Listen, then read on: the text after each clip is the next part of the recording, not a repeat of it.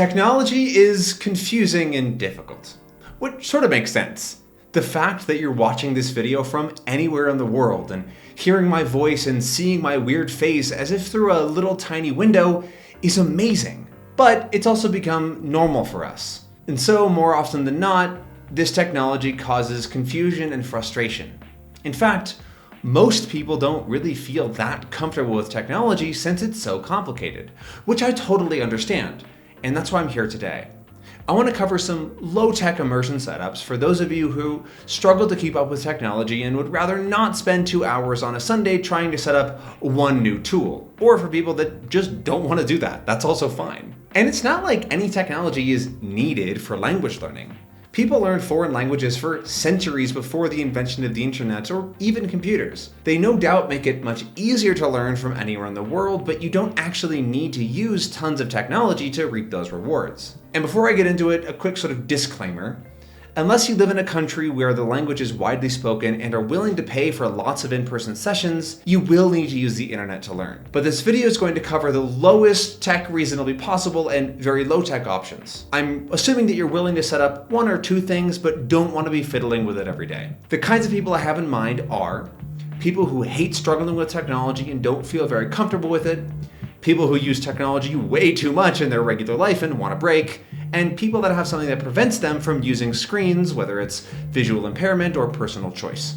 With that being said, let's look at some ways to make a language learning setup that avoids so much tech. The first thing you'll need is a way to learn new vocabulary.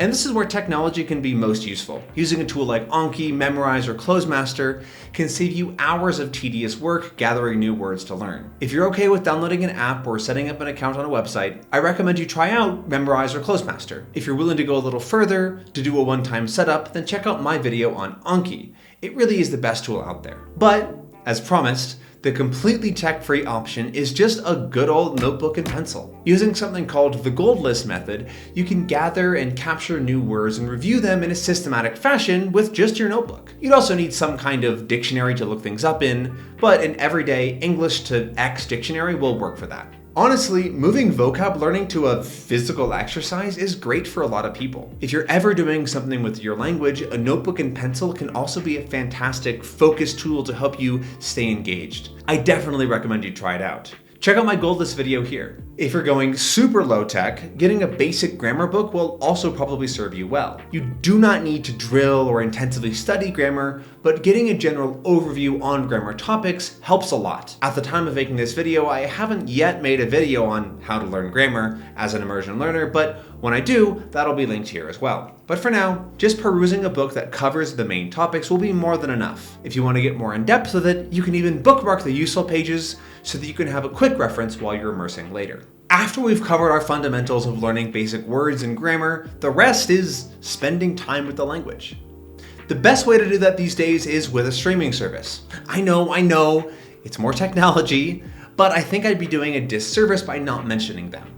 TV and movies are such a powerful resource that if you're willing to set up an account and get things going, then you really should try it. After getting set up, you won't really need to do anything other than choosing something to watch and pressing play. For many languages, Netflix is a great option, but another good idea is to look at the streaming services most popular in a country that speaks your target language. For example, I'm learning Czech and I have a subscription to Voyo, which has a ton of movies and TV for me to watch in Czech.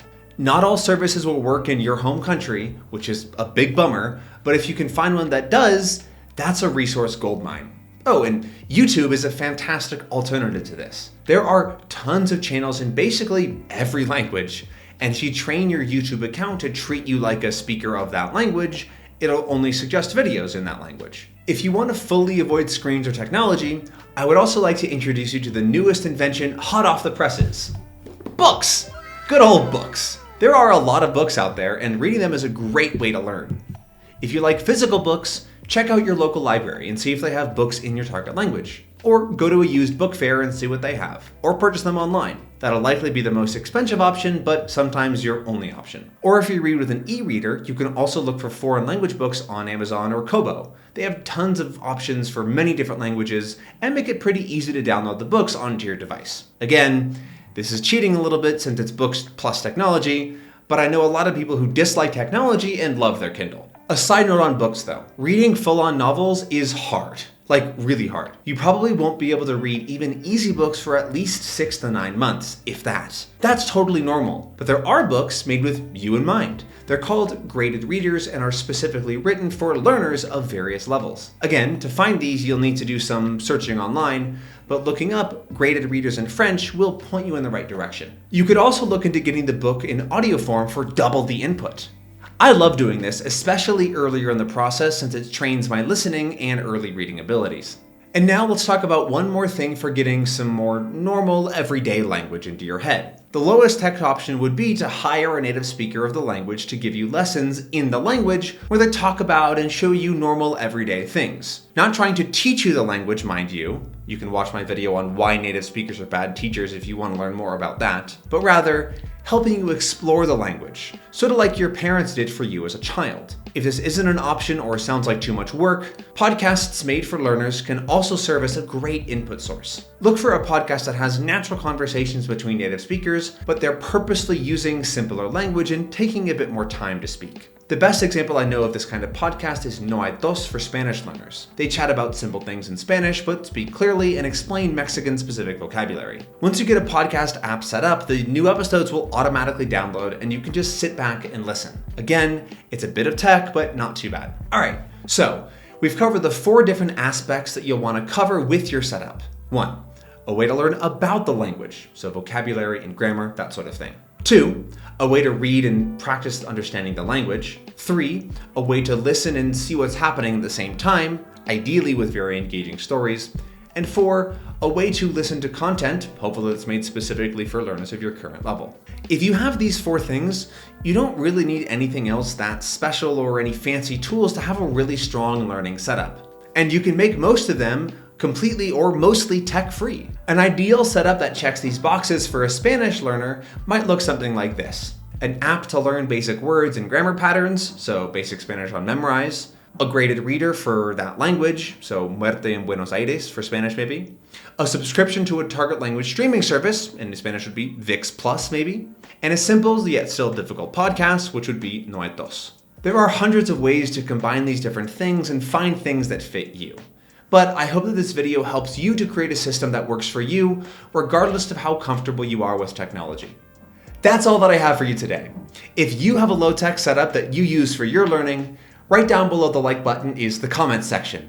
I'd love to see what your setup is, and I'm sure there are people who'd really appreciate seeing what you do too.